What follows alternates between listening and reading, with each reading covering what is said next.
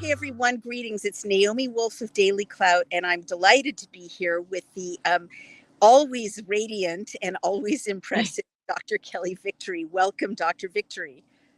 Thanks as always for having me, Naomi. It's always fun to join you. We always have such fascinating conversations, and your breadth of expertise is so unusually deep in many of the areas that are so timely now, and notably emergencies, crises, disasters. So our audience is familiar with you, but if you would just refresh a little bit for our audience the key points of your bio, it would be really wonderful before we move Well, on. Thank you. I am a disaster and emergency physician by training. I did that for many, many years as a hospital-based physician. I developed an interest in mass casualty and the medical management of mass casualty, as well as disaster preparedness and response. And I did that for a couple of decades as well. I have a deep background in public health and did postgraduate training in public health. I currently serve as the chief of disaster and emergency medicine at the Wellness Company. I'm very proud of the work that we are doing there to do what I call rational readiness, help people to have the things on hand that they would need in the time of a crisis so that they are not beholden to the medical system. And right now, I think the things that are so timely to talk about, Naomi, specifically the latest Fear Fest, and now it's all about measles and bird flu. Those two things are on the horizon. So I feel like we're sort of getting ready to relive, unfortunately, some of the mismanagement of pandemics and infectious disease that we saw back in the last 5 years over COVID. It just doesn't end, does it? I mean, I love how you describe that as the latest Fear Fest.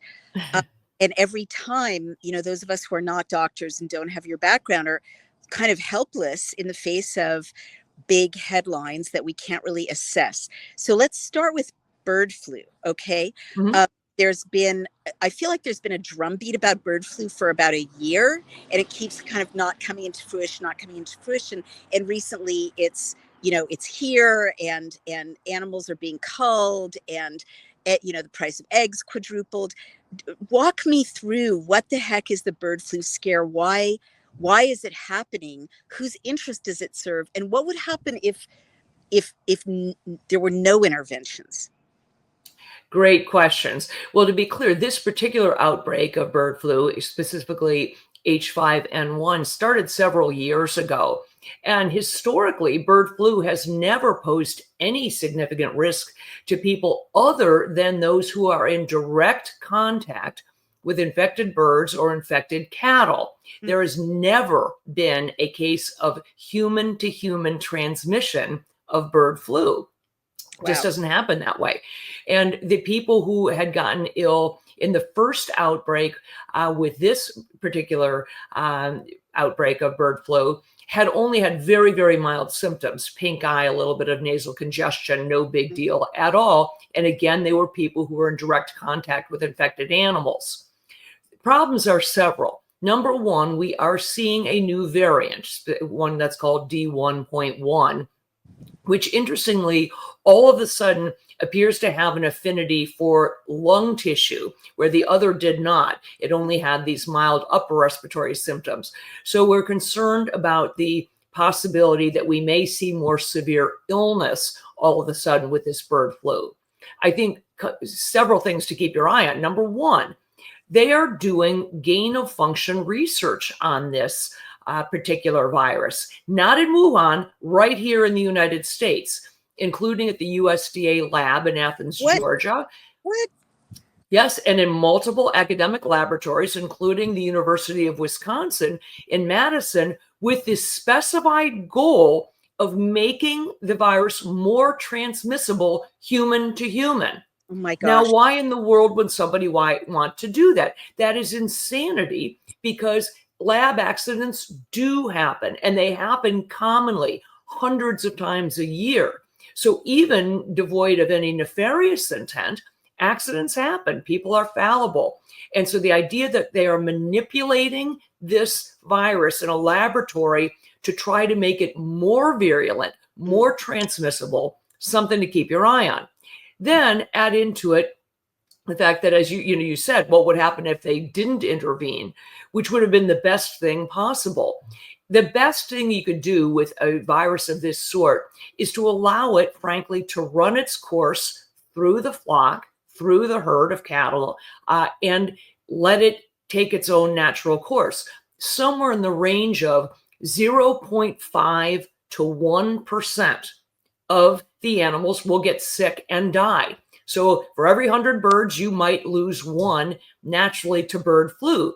The other birds will be exposed. Some may get sick. They will develop natural immunity and they will go on their merry way. Right. Instead, the government has hatched this plan. They've been doing it, and they did it in other countries. They did it in Canada. They did it in France, where they are mass culling, killing birds unnecessarily in a hope that they are going to somehow eradicate this virus.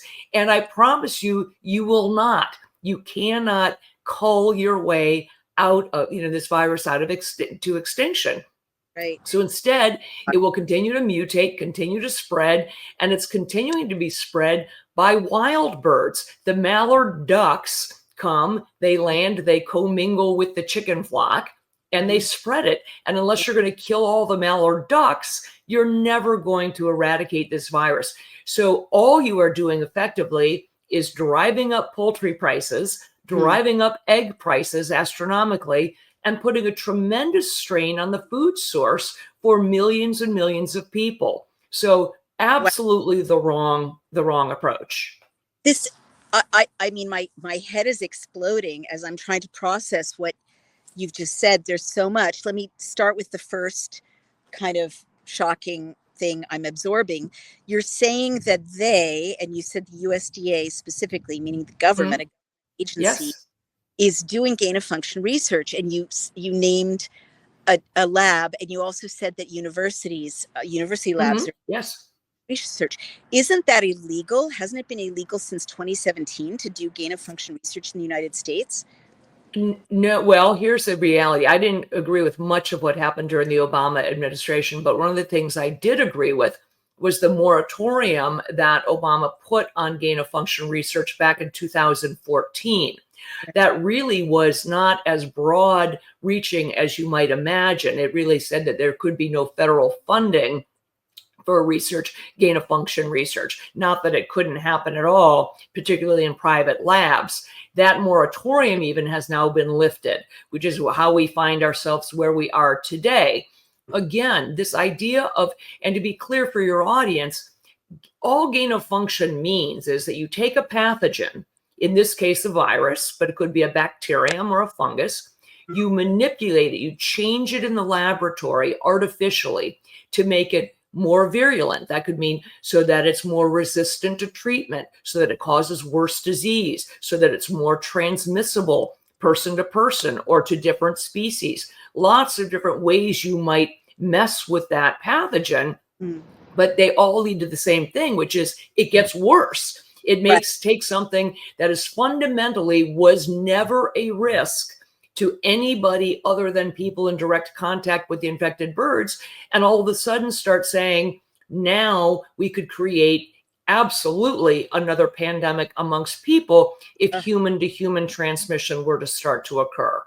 This is just unbelievable. And so I assume that this all kind of began under the Biden administration. Wouldn't you expect the Trump administration to put a moratorium on this kind of research? Absolutely, 100%. And I've had this conversation personally with Robert Kennedy Jr.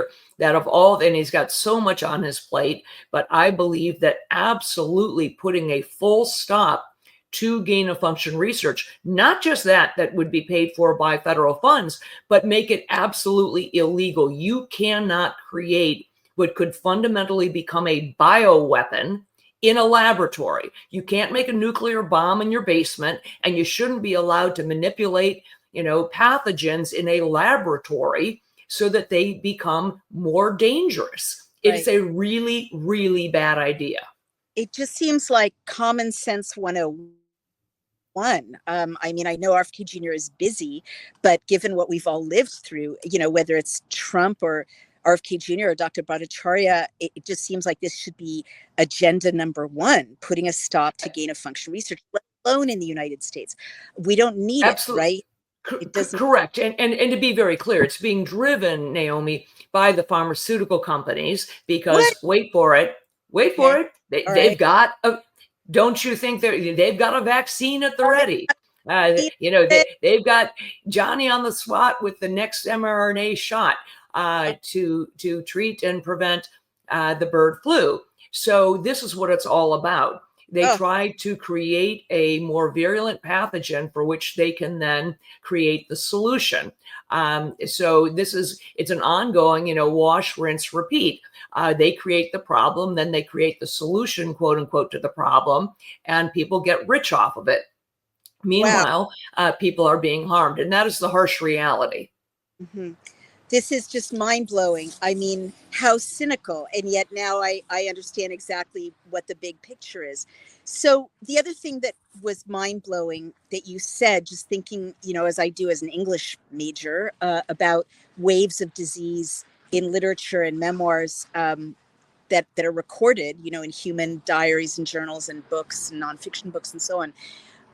There, no one's ever been able to kill their way out of a pandemic, right? I Right. mean, the Black Plague, it didn't occur to anybody to just kill a lot of humans who were Right.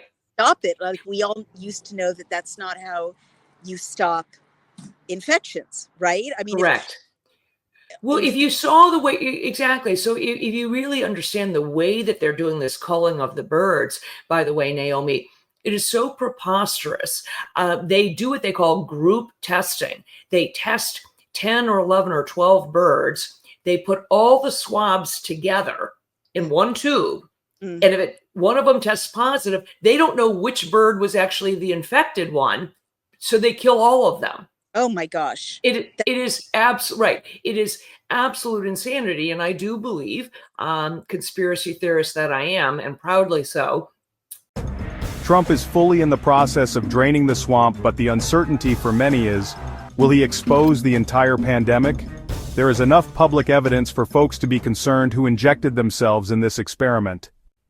If you were forced to get the shot to work, travel, or maybe you just trusted the system back then, check out this natural solution formulated by Dr. Peter McCullough in collaboration with the Wellness Company. And they just leveled up their original detox formula for $30 less. Introducing the 3-in-1 Ultimate Spike Detox, conveniently consolidated into one capsule, with 4 times more nattokinase, 500 milligrams of bromelain, and 500 milligrams of turmeric root extract. Nattokinase, an enzyme researched for its anti-clotting effects, may work to break down spike proteins. Combined with bromelain and curcumin, it provides a potent blend for detoxification and cellular support. Crafted with 100% natural ingredients, Ultimate Spike Detox is backed by research, offering effective support for your cell's natural repair and recovery. Experience the only formula approved and used by Dr. Peter McCullough, a top freedom-fighting doctor who risked it all. Head to dailycloudhealth.com and use code DailyCloud to get 10% off plus free shipping. Again, that's dailycloudhealth.com and use code DailyCloud to get 10% off. Get back to that pre-COVID feeling. That part of this really is about making sure, in addition to the pharmaceutical companies being sure that they can push the vaccine agenda, it's also to make sure that President Trump is not successful in his mission to, quote, drive down grocery prices. Because if you are killing all the birds and making the farmers destroy all of the eggs and keep their operations shut for 3 to 4 months, I can guarantee you President Trump will not be successful in driving down poultry prices, egg prices, or beef prices, because this is what's going on. And lo and behold, it's almost every day I hear one of the talking heads say President Trump promised he was going to drive down grocery prices, but they haven't done so. Well, he's fighting very much of an uphill battle because of this faulty culling policy that's being taken under the guise of eradicating bird flu. But as you said, you cannot cull your way out of a pandemic, and you cannot vaccinate your way out of a pandemic. Back in the olden days, it's biblical. The idea of quarantine is you would take the lepers, you take those that are actively ill, that are clearly infected, and you separate or quarantine them from the rest. That makes good sense. And you let everybody else go on their merry way. That's what we should have done during COVID. You take people who are actively ill, you separate them, quarantine them until they get treated and get better, and then put them back in. The idea, there is no such thing as what they did in COVID, quarantining the masses. The lockdown was, you quarantine the few to protect the many. You don't quarantine the many to protect the few. Right. It was the most botched response ever in human history to a public health crisis. But it looks to me like we're sort of, reviewing that playbook one more time or revisiting it in what we're seeing their response is so far to bird flu. Unbelievable. I mean, just unbelievable. And I think you're right. I don't think it's a conspiracy theory at all. Or if it is, it's one of the many conspiracy theories that turn out to be true. The talking points, my husband pointed this out, are really egg prices. Yes. That's the metric they've assigned to President Trump's failure when it came to domestic, household prices. And if you kill off all the egg-laying animals, you're going to get a spike in egg prices. That kind of intervention in the market we've seen, many times over. So, and let's also talk about what it does. I mean, this isn't really your job, but property rights, right? Like these are the animals that are being forced to be culled, by the state, by the USDA, I assume. They're the property, they're the wealth of the farmers. And back in the day, to my knowledge, there would be disease that would go through a herd, right? Or a flock. Right. Farmers would be responsible for making the best decisions, according to their own judgment about their flocks. I'm not aware that 150 years ago, the state had the power to force our ancestors on the open plains to kill their chickens, kill their cattle, etc. Do you want to say absolutely. This is a huge issue. There are 4 big egg manufacturers, called Big Egg, if you will. They actually are making money off of this because they get paid by the government for the birds that they kill. And they can sustain, because they're so big, they can sustain doing that. It drives up egg prices. They actually make a lot of money off of this whole thing. So their incentive is to go along with what the government is saying. It's the 160,000 small farms that we have in this country that cannot sustain it. The mom and pop shops, the organic farmers, the small guys who have not gone public yet, they are at huge risk because if the government comes in, forces them to kill all their chickens, destroy all their eggs, and stay shut for 3 to 4 months, which is the requirement, they cannot sustain that. They will not remain solvent, which is one of the reasons, by the way, that the wellness company, my company, we did an outreach program that's going on right now to make our bird flu kits available for free to those 160,000 small farms to say, look, we can at least get you the medications, the oral rinses, the nasal sprays to prevent your workers from contracting bird flu, to keep you healthy, to treat it if you should get it, because we've got to do something for these guys. Big Egg will do just fine. Those 4, will do just fine. They'll come through this and actually probably make a few bucks on the side. But it's all of the little guys. It's a huge issue. They are being, forced to do this. I don't know the legality of it. I'd have to let the constitutionality of the government coming in and forcing a private farm to exterminate its animals. I don't know how that works, but I can tell you at a minimum, we are doing what we can on the medical side, on the healthcare side, to provide some relief for these people. I love that. I'm so honored to be aligned with the wellness company. That's such an altruistic and also a sensible thing to do. Well, before we go on to measles, can you tell me what's in the bird flu kit that could be useful, to those of us listening at home who are not working with animals?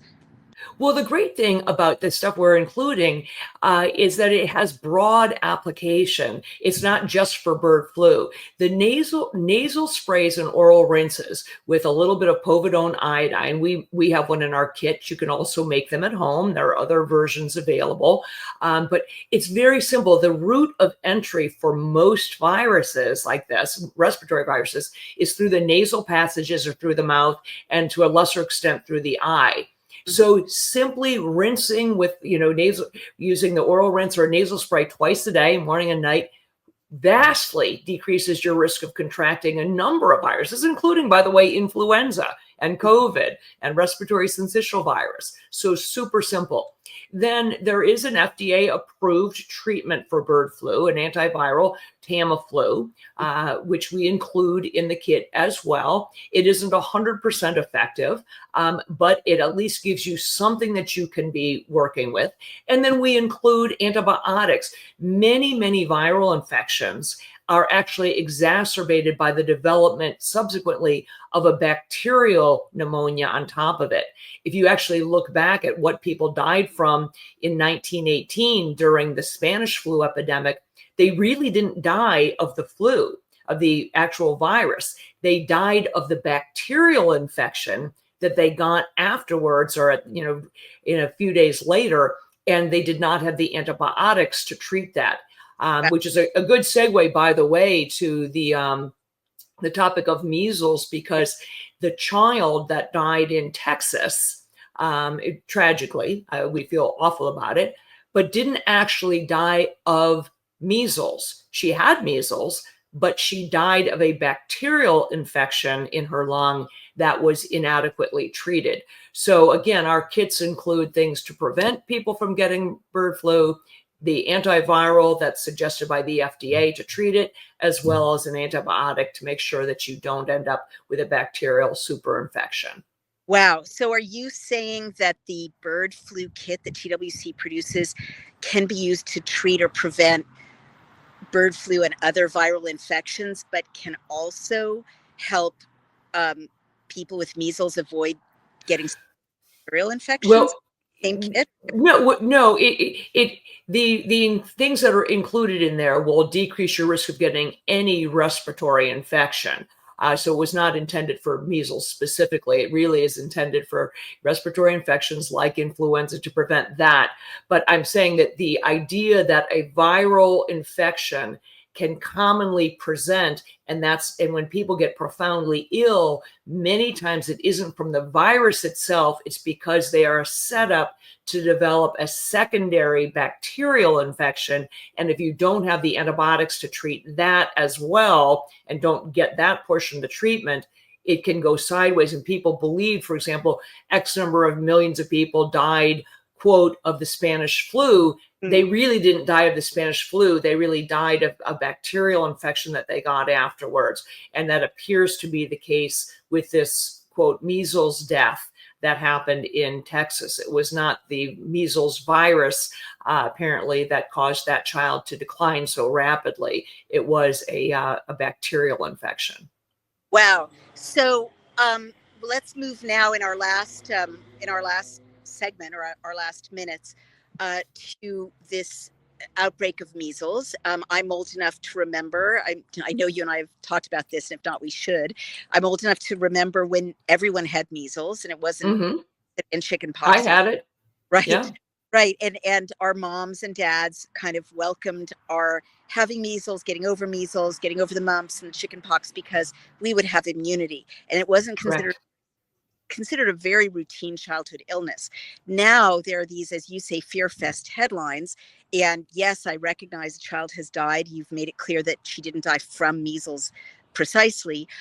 What should parents listening to you right now take away about the headlines about measles, and about any practical help that you or TWC can give if, God forbid, their child does come home, with a case of the measles?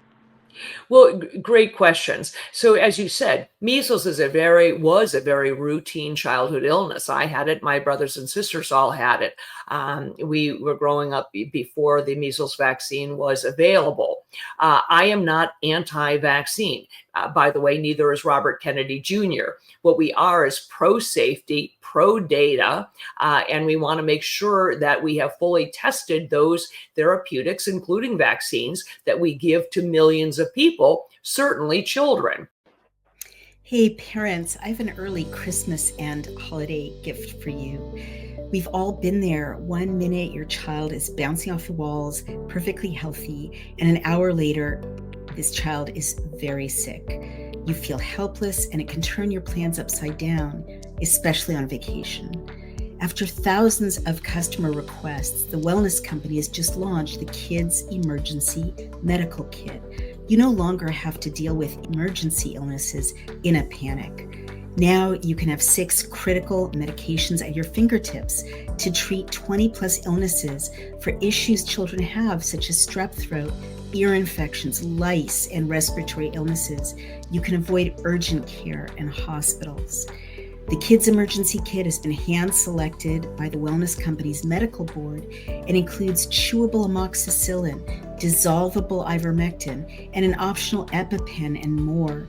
This also includes a detailed guidebook guiding you step by step in emergencies. Ordering this kit is simple. Only parents can order for their children.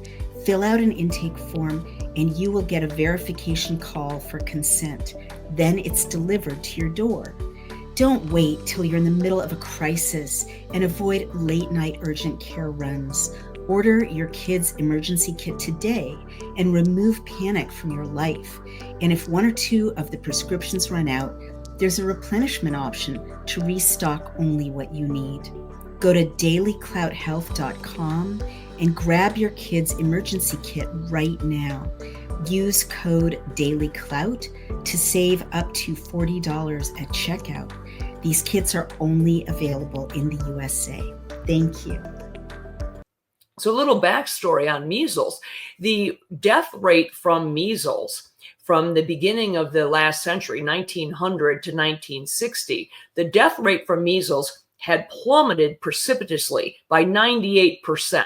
It had dropped and was at a very, very low rates, less than 400 deaths per year by 1960, 3 years before the MMR, the measles vaccine, ever came to be. So the precipitous drop that public health officials and certainly the pharmaceutical industry and the people who taught me in medical school would like us to believe is that it was all about the vaccine. Right. That is simply not the case. This isn't my opinion. This is irrefutable fact. So the measles was at a very, very low rate by 1960. The measles vaccine came out in 1963. Okay, so while we don't, obviously, we mourn, as I said, every death from the measles. Measles deaths are very, very uncommon now. The child that died in Texas was the first time we'd had a death associated with measles in about a decade. But the reality is we have outbreaks every year, although Robert Kennedy Jr. was lambasted for saying this in the cabinet meeting. Right. He is correct. I think we had 16 or 17 outbreaks last year. We've had 4 or 5 so far this year. We're somewhere in the range of 250 cases of measles so far this year, with, I believe now, 2, quote, associated deaths. There was an awful lot that we didn't know about this child in Texas. I have not personally reviewed the medical records, but I've had long conversations with people who I trust, physicians who have reviewed those records. And as I said, the child, unfortunately, was a 6-year-old little girl, presented with the measles. She also had another upper respiratory infection at the time. And when she got admitted to the hospital, they did not recognize that she had developed a bacterial infection in her lungs. She got an antibiotic, but unfortunately not the correct one. They didn't give her enough antibiotic coverage, and she ended up being put on a ventilator and dying shortly thereafter. Tragic. But measles remains a relatively mild virus for the vast, vast majority of people. We put this in perspective. We have somewhere in the range of 30,000 annual deaths from influenza. Wow. 30,000. Now, I'm not minimizing the pain and suffering of the loss of this child, Mm, But we have got to at least put things in perspective so that parents and people understand, this does not mean that we have this massive problem with measles. right. 30,000 people die every year of influenza. Okay. It can be serious in some people. Measles is the same. It can lead to pneumonia that needs to be treated with antibiotics. It Mm, can lead to brain swelling. There are other things that, can lead to complications, but it's very, very rare. So my suggestion is that people do the same things we've always done. right. Concentrate more on overall health, Naomi, Right. the functioning of your immune system. Right. Pay attention to adequate nutrition and Mm, regular exercise, supplementing vitamin D, mhm, those sorts of things. If somebody gets measles, there are treatments. There are immunoglobulins we can give for measles. Vitamin A, we know that high dose vitamin A for a couple of days is profoundly impactful, particularly in children who might not have the best state of, yeah, nutrition prior to getting sick. mhm, So when we're talking about people who might be coming in from south of the border who might not have great nutritional status, vitamin A, critically important for people who have measles. Lots of things we can do. And the last thing we want to do is panic. So right. again, rational readiness, having some things at hand so that you are not beholden to the medical system if things should get really hectic. I think that's the best thing you can do. I love it. And I love your phrase. I may have said this rational readiness. It's such an antidote to the equally compelling phrase fear fest. Um, Right.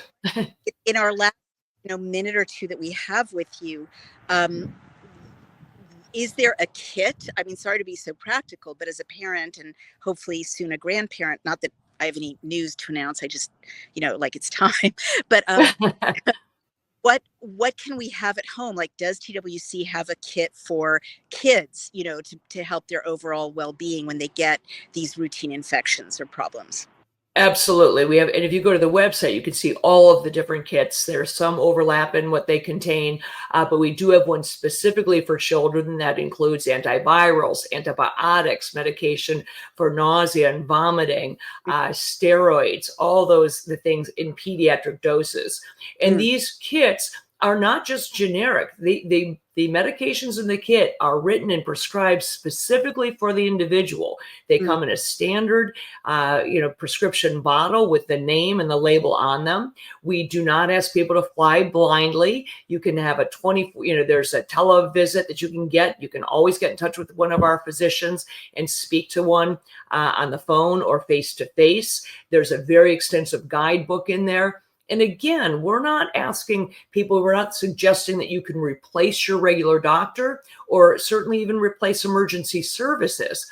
But you don't want to be in a situation where you have to run to the emergency department or the urgent care for every single thing that happens. Many of these things can be treated easily at home with a little guidance, save you not only the inconvenience of a trip to the ER, but the hours long wait. Believe me, this is my area of expertise. I spent better part of my adult life in an emergency department, and you can wait 6, 8, 10 hours to even be seen. And at the right. same time, you're being exposed to all sorts of other things.